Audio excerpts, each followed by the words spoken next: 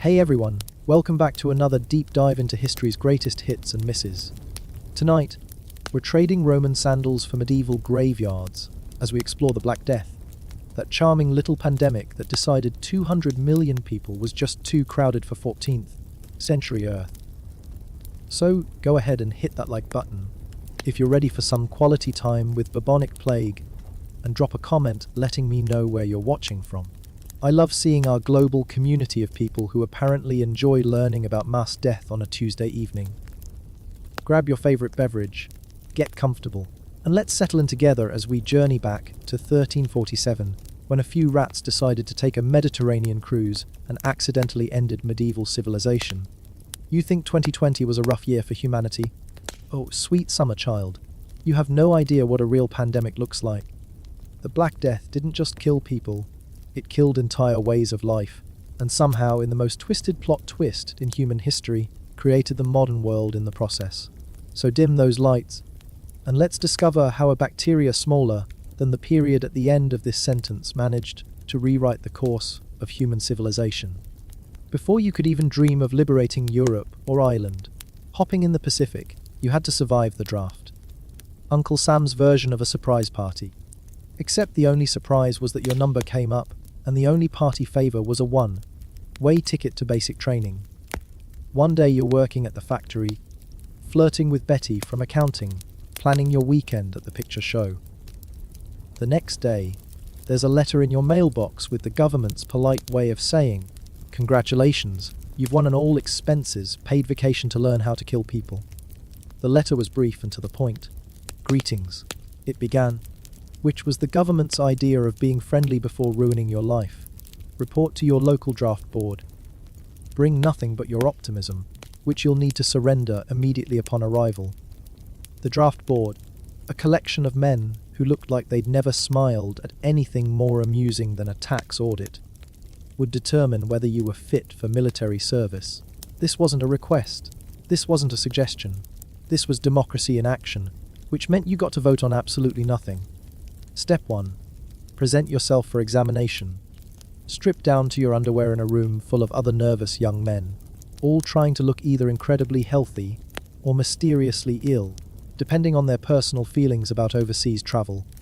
The doctor, who had the bedside manner of a livestock inspector, would poke, prod, and evaluate you like a prize bull at the county fair.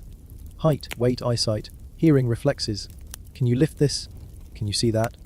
Can you follow simple instructions without having an existential crisis? If you could do basic human functions without immediately dying, you passed. Flat feet might save you, if you were lucky. Heart murmur could be your golden ticket home. Chronic asthma was better than winning the lottery. But if you were the picture of health, if you'd spent your youth playing baseball and eating your mother's cooking, if you had the misfortune of being a perfectly ordinary American boy in fighting shape, congratulations.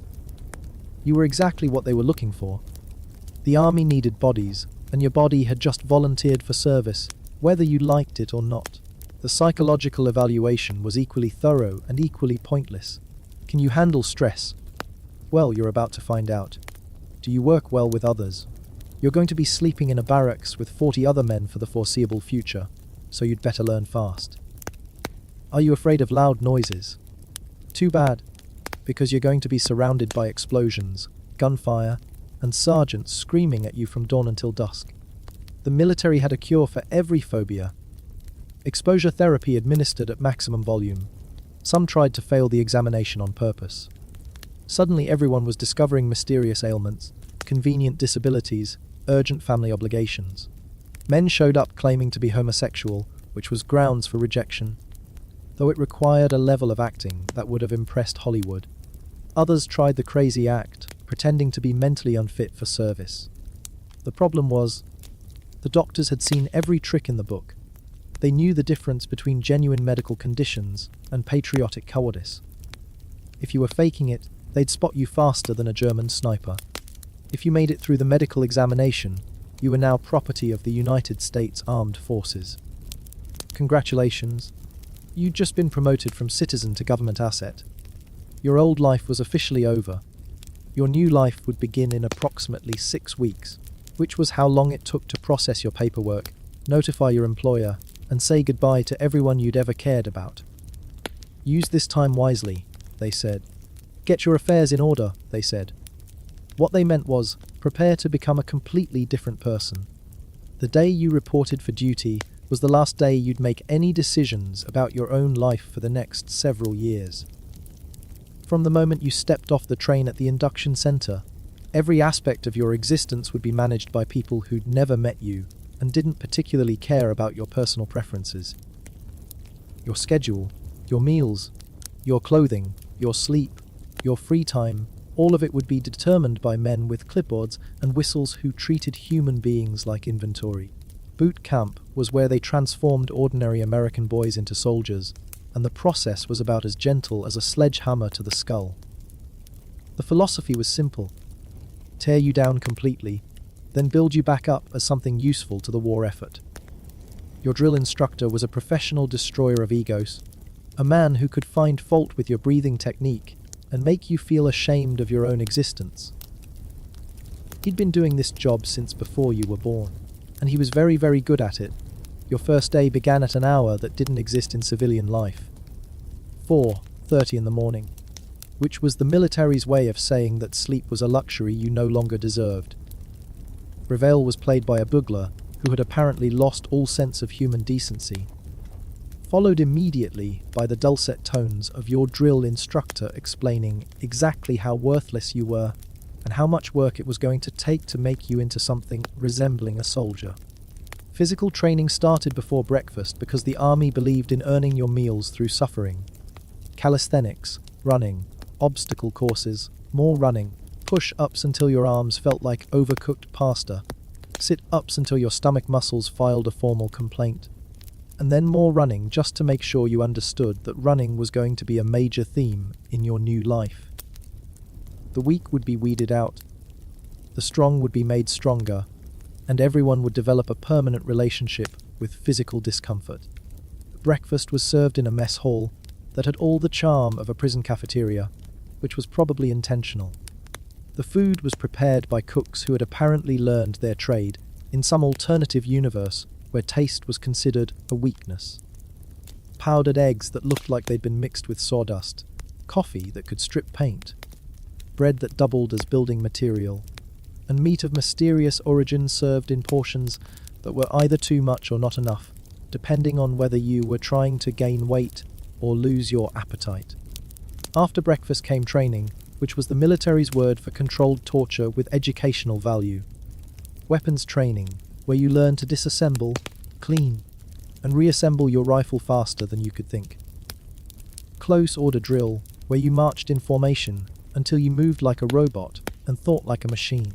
Combat training, where you practiced killing people with bayonets, which was exactly as pleasant as it sounds. Map reading, first aid, communications, and dozens of other skills you never knew you'd need and hoped you'd never have to use. Your uniform was issued in sizes that ranged from too big to way too big, because the military believed that clothing should be functional rather than flattering. Everything was olive drab, which was the army's favorite color because it showed dirt less than other colors and reminded everyone that fashion was no longer a priority in their lives. Your boots were heavy, uncomfortable, and built to last through conditions that would destroy ordinary footwear. Your helmet was designed to stop shrapnel, not to make you look attractive. Your gear was practical, durable, and completely indifferent to your personal comfort. The barracks were your new home, though calling it home was like calling prison a hotel. 60 men in a single building, sleeping on narrow bunks arranged with military precision, living out of footlockers that contained everything you owned in the world. Privacy was a concept from your previous life. Personal space was whatever you could defend with your elbows. Quiet was something that existed only in your memories. Someone was always snoring. Someone was always coughing. Someone was always getting up to use the latrine. And someone was always making noise that prevented everyone else from sleeping. Your bunkmates became your closest companions whether you liked them or not. There was always the farm boy from Iowa who'd never seen a building taller than a grain silo, the city kid from Brooklyn who'd never seen a cow, the college boy who thought he was smarter than everyone else, and the wise guy who had a joke for every situation and usually got everyone in trouble with his mouth. You'd learn to live with their habits, tolerate their personalities, and depend on them when things got difficult, because in the military, getting along wasn't optional, it was survival. Letters from home became more precious than gold. News from the outside world reminded you that somewhere beyond the barracks and training fields, normal life was continuing without you. Your girlfriend was still working at the diner, still going to the movies on Saturday nights, still living the life you used to live. Your parents were worried about you but proud of you, which didn't make separation any easier. Your friends were either already in the service or waiting for their own draft notices, and everyone was trying to pretend that everything was going to be fine when the war was over. The mail call was the highlight of every day, the moment when you might receive some connection to your previous existence. Getting a letter meant someone remembered you existed. Not getting a letter meant you were slowly disappearing from the world you used to know. Reading letters from home was like looking through a window into a life you might never get back to. And writing letters home was like sending messages in bottles, hoping they'd reach people who still cared about the person you used to be. Training intensified as the weeks passed. What started as basic physical conditioning evolved into specialized combat training. You learned to fire weapons you'd only seen in movies, handle explosives that could kill you if you made a mistake, and navigate terrain that seemed designed to break your ankles. You practiced amphibious landings in freezing water, night operations in complete darkness, and combat scenarios that were supposed to prepare you for situations no amount of training could really prepare you for. The drill instructors took special pleasure in simulating the chaos and confusion of actual combat. Smoke grenades, blank ammunition, shouted orders that contradicted previous orders, equipment failures, communication breakdowns, and general pandemonium that was meant to teach you to function when everything went wrong at once. You learned to think under pressure, make decisions with incomplete information, and keep moving when every instinct told you to find a hole and hide in it.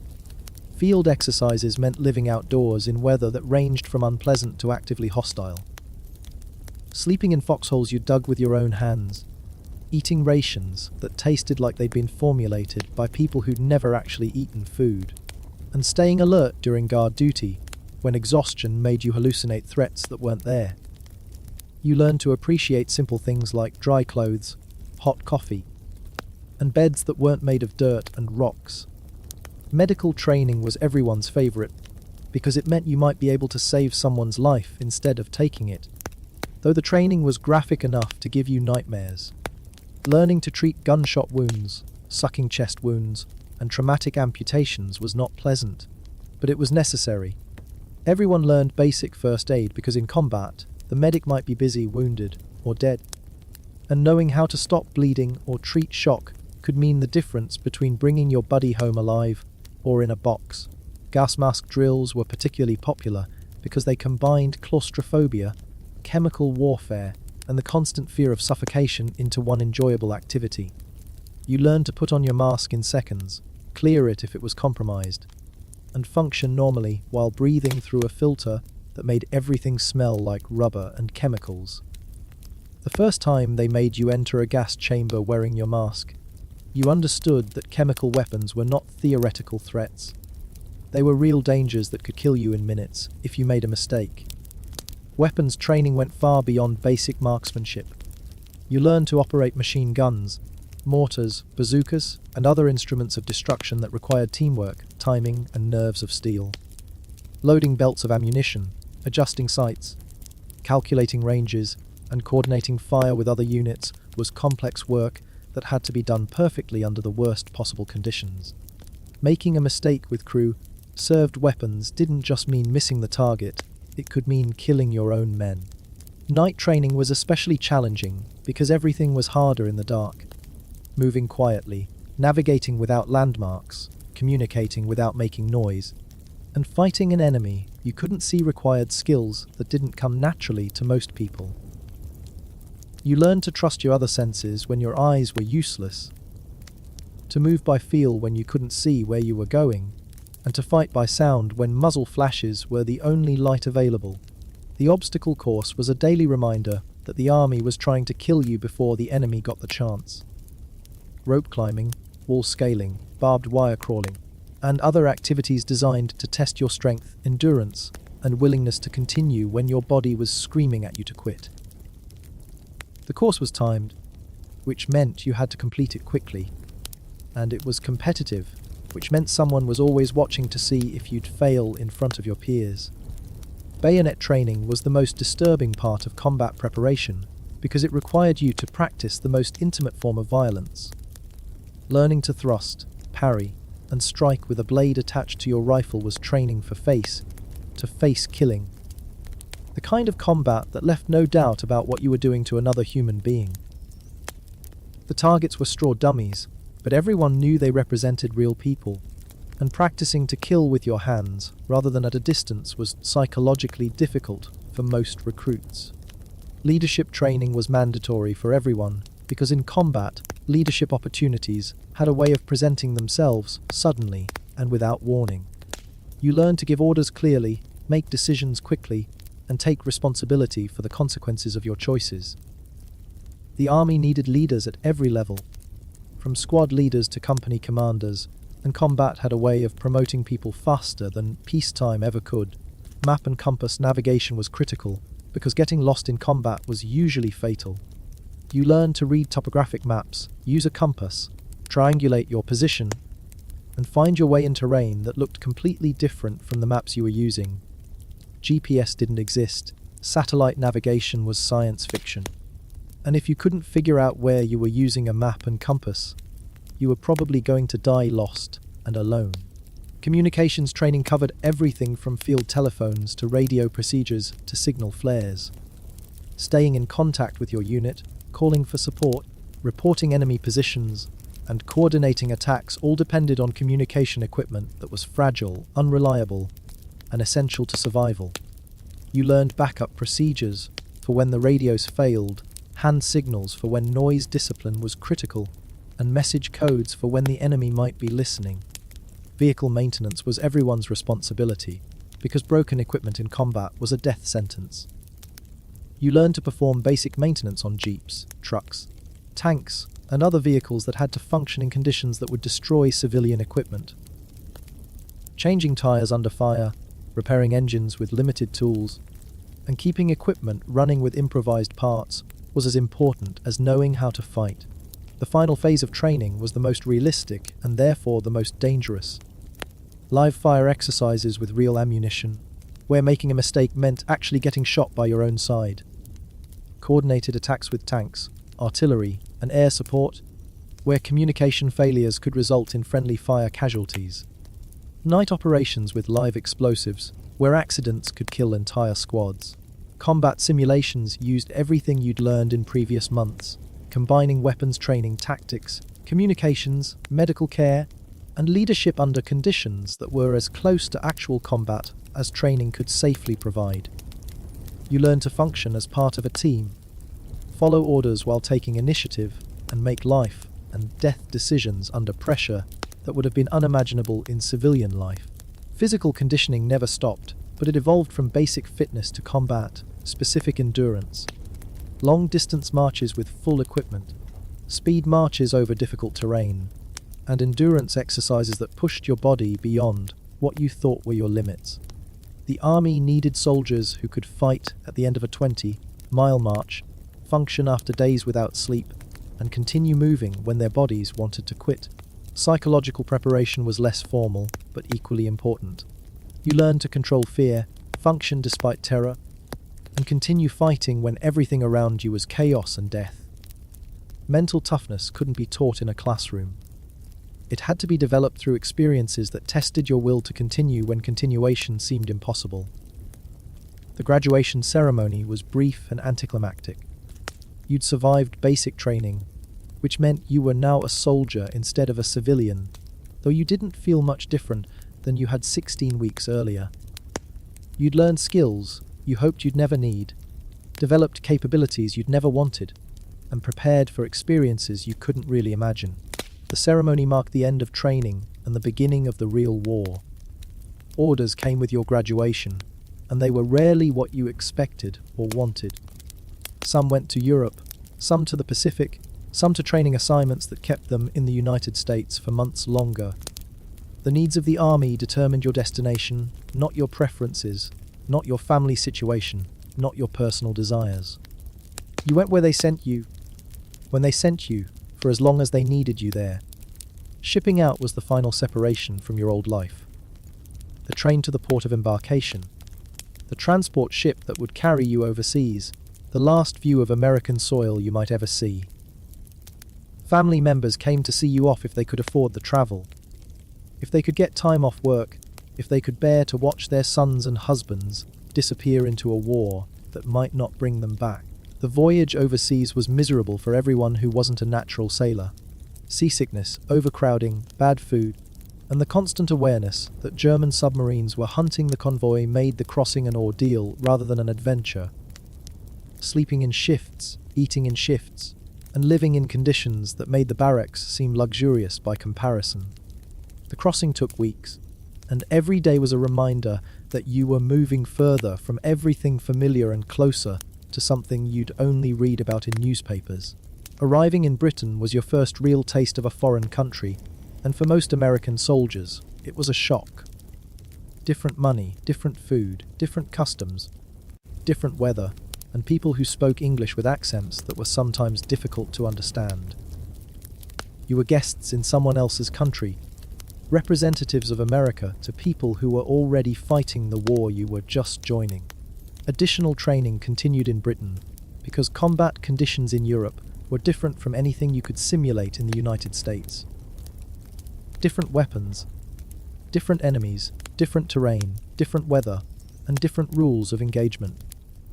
The British had been fighting for years, and had learned lessons that could keep you alive if you paid attention to them. Replacement training was necessary because combat units were constantly losing men to death, wounds, and psychological breakdown. You learned to integrate into existing units, work with men who'd already been in combat, and function in organizations that had developed their own ways of doing things. Being the new guy in a combat unit meant proving yourself to men who'd earned their positions through survival rather than training. Pre-invasion training was intensive because everyone knew that the assault on Nazi-occupied Europe would be the largest and most dangerous military operation in history. Amphibious assault techniques, beach landing procedures, and urban combat skills were practiced until they became automatic responses. The invasion would be won or lost in the first few hours, and there would be no second chances if the landing failed. Equipment inspections became daily occurrence because faulty gear in combat was a death sentence. Your rifle, ammunition, radio, medical supplies, food, water, and personal equipment were checked and rechecked by officers who understood that equipment failures killed soldiers. Everything had to work perfectly when lives depended on it. Mail from home became less frequent as you moved closer to combat, but it remained vitally important to morale. Letters that took weeks to reach you carried news of a world that seemed increasingly distant and unreal. Girlfriends who were dating other men, parents who were aging without you, friends who'd moved on with their lives while you were preparing to risk yours for people you'd never met in countries you'd never seen. The final briefings before combat were detailed and sobering. Maps of the landing beaches, intelligence reports on enemy positions, casualty estimates that no one wanted to think about too carefully. You learned your specific objectives, your routes of advance, your rally points if the attack failed. The briefings were professional and thorough, but everyone understood that no plan survives contact with the enemy. The night before the invasion was sleepless for most men. Equipment checks, letter writing, quiet conversations, and private prayers were the common activities. Some men cleaned weapons that were already clean. Others wrote letters they might not live to mail. And everyone tried to prepare mentally for experiences that no amount of preparation could really prepare them for. Loading onto the landing craft was the point of no return. Seasick, overloaded with equipment, and crammed together in boats designed for cargo rather than comfort, you waited for hours in rough seas for the signal to begin the assault. Vomiting, praying, and checking equipment were the main activities while you waited for for the most important day of your life to begin. The approach to the beach was visible from miles away because of the naval bombardment that preceded the assault. Battleships, cruisers, and destroyers fired thousands of shells at German positions, creating smoke, dust, and explosions that could be seen from the landing craft. The bombardment was supposed to destroy enemy resistance, but everyone knew that some Germans would survive to fight the invasion. Hitting the beach was chaos beyond anything training had prepared you for. Machine gun fire, artillery shells, obstacles designed to destroy landing craft, and Germans who'd been waiting months to kill invading Americans. Men died before they got out of the boats, others drowned in water too deep for their equipment loads, and the lucky ones made it to the beach, where the real fighting began. Combat was nothing like training, because the enemy was shooting back with real ammunition intended to kill you. The noise was overwhelming, the confusion was complete, and the fear was paralyzing for anyone who stopped to think about what was happening. You followed orders when you could hear them, improvised when you couldn't, and tried to stay alive while accomplishing missions that seemed impossible under the circumstances. The first casualties were shocking even though you'd been prepared for them intellectually. Seeing men you'd trained with, lived with, and counted as friends suddenly dead, or screaming with wounds that would cripple them for life, was emotionally devastating. Combat medics worked under fire to save lives, but some wounds were beyond help, and some men died despite everyone's best efforts. Artillery fire was the most terrifying aspect of combat, because it could kill you without warning from miles away. The sound of incoming shells was unmistakable once you'd heard it, but by then it was usually too late to take cover. The explosions were deafening, the fragments were deadly, and the psychological impact was cumulative. Every barrage made the next one more terrifying. Machine gun fire required different tactics than anything you'd practiced because the volume of fire was overwhelming and the accuracy was lethal. Crossing open ground under machine gun fire was suicidal unless you had cover, suppression, or overwhelming numbers. Learning to move under fire, use cover effectively, and coordinate attacks with other soldiers was essential to survival. Sniper fire was personal in a way that other threats weren't, because it meant someone was specifically trying to kill you individually. German snipers were skilled, patient, and deadly, and they could kill you from distances that made retaliation impossible. Moving carelessly, exposing yourself unnecessarily, or becoming predictable in your routines could result in sudden death from an enemy you never saw. House to house, fighting in French villages was particularly dangerous because every building could hide enemies, every window could conceal a sniper, and every room could be booby-trapped. Clearing buildings required teamwork, explosives, and nerves of steel because you never knew what was waiting behind the next door. Tank warfare was terrifying for infantry because tanks were nearly invulnerable to small arms fire, but could kill infantry with their main guns, machine guns, or simply by running them over. Learning to work with friendly tanks, hide from enemy tanks, and destroy tanks with hand-held weapons required training that no amount of peacetime exercise could provide. Air attacks were sudden, devastating, and completely beyond the control of ground troops. German fighter bombers could appear without warning, strafe columns of vehicles or troops in the open, and disappear before anti-aircraft fire could respond effectively. Learning to recognize aircraft, take cover quickly, and continue operations under air attack was essential to survival. Casualties mounted daily, and replacement troops arrived regularly to fill the gaps left by dead and wounded soldiers. The new men were enthusiastic, well-trained, and completely unprepared for the reality of combat. Teaching them to survive while continuing to fight was an additional burden on veterans who were already stressed beyond their limits. Medical evacuation was a constant process, because wounded men had to be moved from the battlefield to aid stations to hospitals as quickly as possible. Corpsmen worked under fire to treat the wounded, stretcher bearers risked their lives to carry casualties to safety, and ambulance drivers navigated dangerous roads to get wounded men to medical facilities. Combat exhaustion was an epidemic that received little official recognition because the army needed every man it could get. Soldiers who couldn't sleep, couldn't eat, couldn't stop shaking, or couldn't function effectively were often classified as cowards rather than medical casualties. The The psychological toll of combat was cumulative, and every man had a breaking point that was reached sooner or later. Rest periods were brief and rarely restful because the enemy didn't observe regular hours. Guard duty, equipment maintenance, resupply operations, and preparation for the next attack continued around the clock. Sleep came in short periods between crises, and exhaustion became a permanent condition for most combat soldiers. Food was often cold, always monotonous, and sometimes non-existent when supply lines were disrupted. K rations, C rations, and whatever could be foraged from abandoned buildings became the standard diet. Hot meals were rare treats that reminded you of civilian life and peacetime pleasures that seemed increasingly distant and unreal. Weather was an enemy that couldn't be fought with weapons. Rain turned roads into mud, cold numbed fingers until rifles couldn't be operated effectively, and fog concealed enemy movements while hampering your own operations.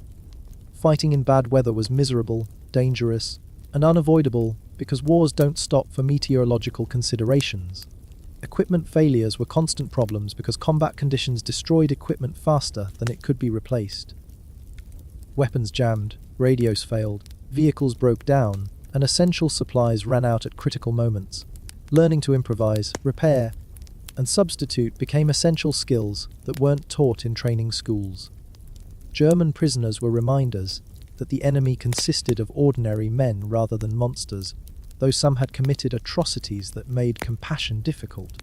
Processing prisoners, gathering intelligence, and treating captured enemies according to international law required discipline and humanity under circumstances that didn't encourage either quality.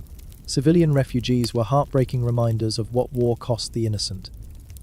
French families fleeing their homes, children separated from parents, elderly people too weak to travel, and everyone caught between armies that were fighting over their towns and farms. Helping civilians while continuing military operations required resources and time that were always in short supply. Liberation of concentration camps was the most horrifying and motivating experience of the war for soldiers who witnessed it. The systematic murder of millions of people by an organized government was beyond anything most Americans had imagined possible. Seeing the results of Nazi policies firsthand eliminated any doubts about why the war was necessary and what was at stake. Victory in Europe was celebrated briefly before attention turned to the Pacific War that was still raging. VE Day meant the end of fighting in Europe. But for many soldiers, it meant redeployment to the Pacific Theater, where the war against Japan was expected to continue for years. The celebration was muted by the knowledge that the fighting wasn't over.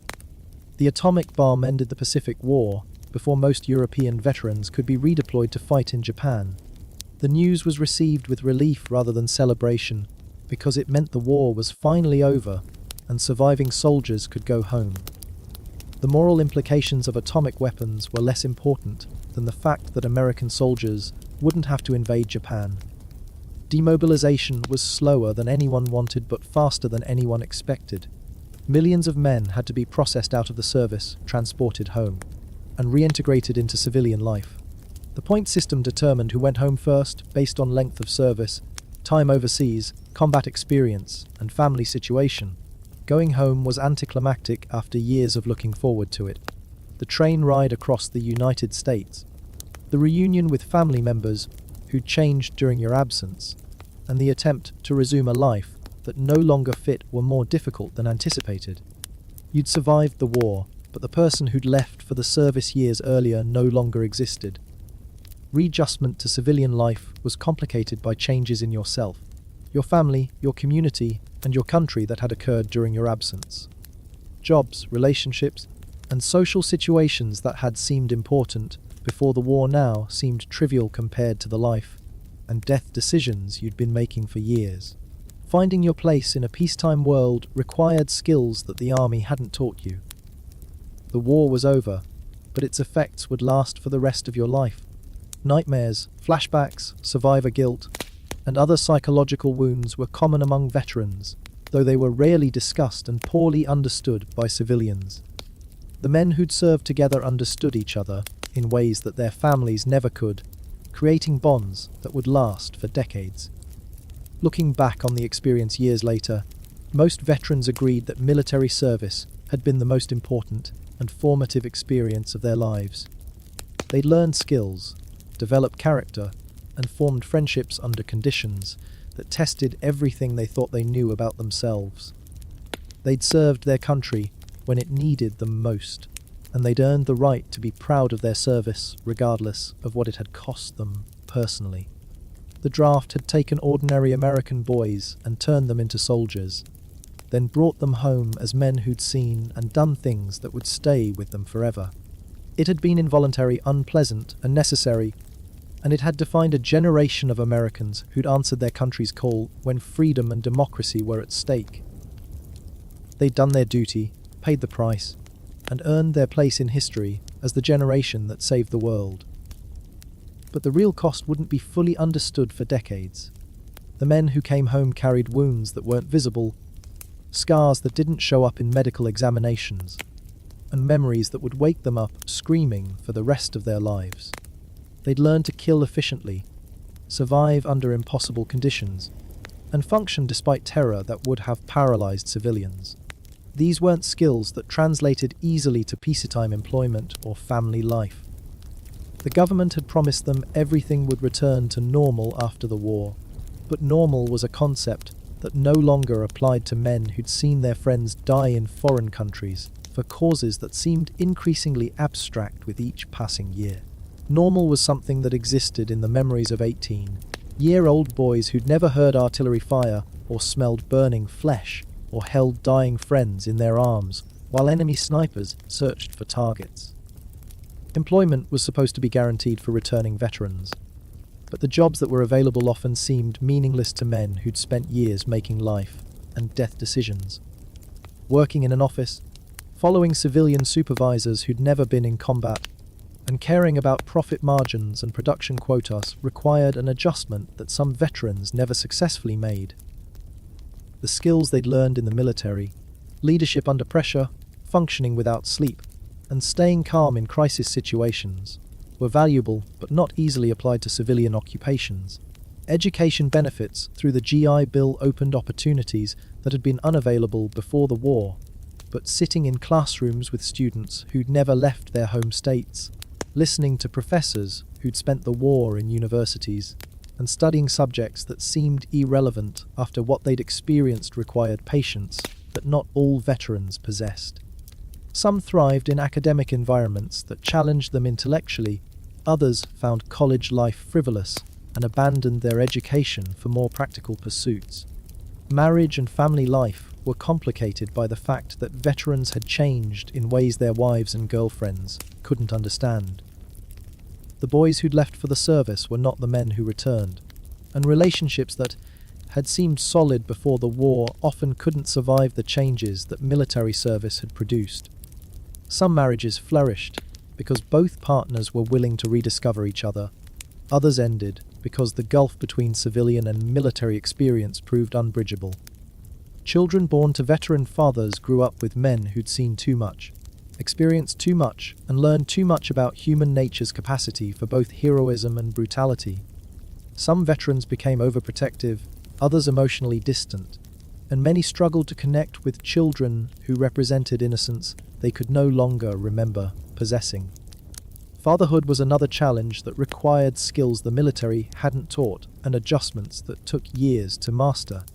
Social gatherings became difficult for veterans who'd learned to be constantly alert for danger, suspicious of strangers, and ready for violence at any moment. Parties, community events, and casual social interactions that had been enjoyable before the war now seemed artificial and meaningless.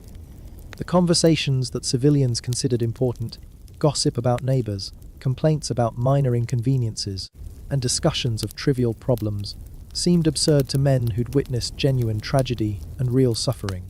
Alcohol became a problem for many veterans who discovered that drinking could temporarily quiet the memories that haunted them, reduce the anxiety that never completely disappeared, and provide brief escape from psychological pain that had no other remedy. The government and society in general didn't recognize alcoholism as a service-connected disability, so veterans who self-medicated their psychological wounds were often blamed for weakness rather than treated for injuries. Physical disabilities were visible and received sympathy and support, but psychological wounds were invisible and poorly understood. Veterans who couldn't sleep, couldn't tolerate loud noises, couldn't handle crowds, or couldn't maintain emotional stability were often seen as weak or cowardly rather than injured. The concept of post-traumatic stress disorder wouldn't be recognized for decades. So veterans who suffered from what would later be understood as normal reactions to abnormal experiences were left to cope alone. Medical care for service-connected disabilities was available through the Veterans Administration, but the quality was often poor and the bureaucracy was overwhelming.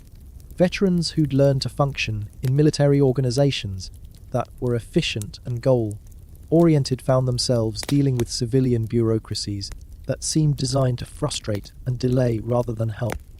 Getting benefits, medical care, and other services often required patience and persistence that exhausted men who were already struggling with readjustment.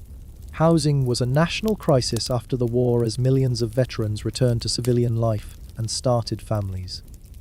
The government had promised adequate housing for returning servicemen, but construction hadn't kept pace with demand, and veterans found themselves competing with civilians for housing that was expensive and scarce.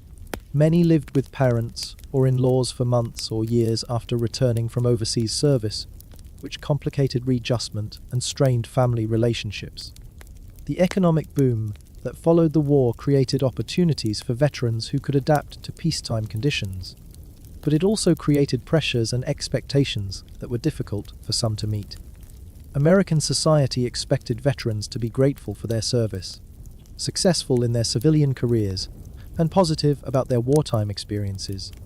Veterans who struggled with readjustment were seen as ungrateful or weak, and those who expressed ambivalence about their service were considered unpatriotic. Community support for veterans was strong in theory, but often inadequate in practice. Parades, speeches, and public recognition were common, but practical help with employment, housing, education, and medical care was often insufficient. Veterans learned that being thanked for their service didn't necessarily translate into concrete assistance with the problems they faced in readjusting to civilian life. Political involvement became important for many veterans who'd fought to preserve democracy and wanted to ensure that their sacrifices hadn't been wasted. Veterans' organizations became powerful political forces that advocated for benefits, memorials, and policies that reflected their experiences and needs. The generation that had fought the war remained politically active for decades, shaping American policy both domestic and foreign, based on lessons they'd learned in military service. International perspectives were permanently changed for men who'd served overseas and seen how other people lived, fought, and died. Americans who'd never left their home states before military service returned with broader understanding of world affairs, foreign cultures, and international politics. This global perspective influenced American foreign policy for decades as veterans moved into positions of leadership in government, business, and society. Technology advancement had been accelerated by wartime research and development, and veterans returned to a world that was changing rapidly. Jet aircraft, nuclear weapons, television, computers, and other innovations that had been developed during the war were transforming civilian life. Veterans who'd worked with cutting-edge military technology often found opportunities in industries that were applying wartime innovations to peacetime uses. Industrial growth fueled by wartime production created employment opportunities for veterans who could adapt their military skills to civilian applications. Manufacturing, construction, transportation, and other industries that had expanded during the war continued to grow in peacetime, providing jobs for men who'd learned technical skills in the military.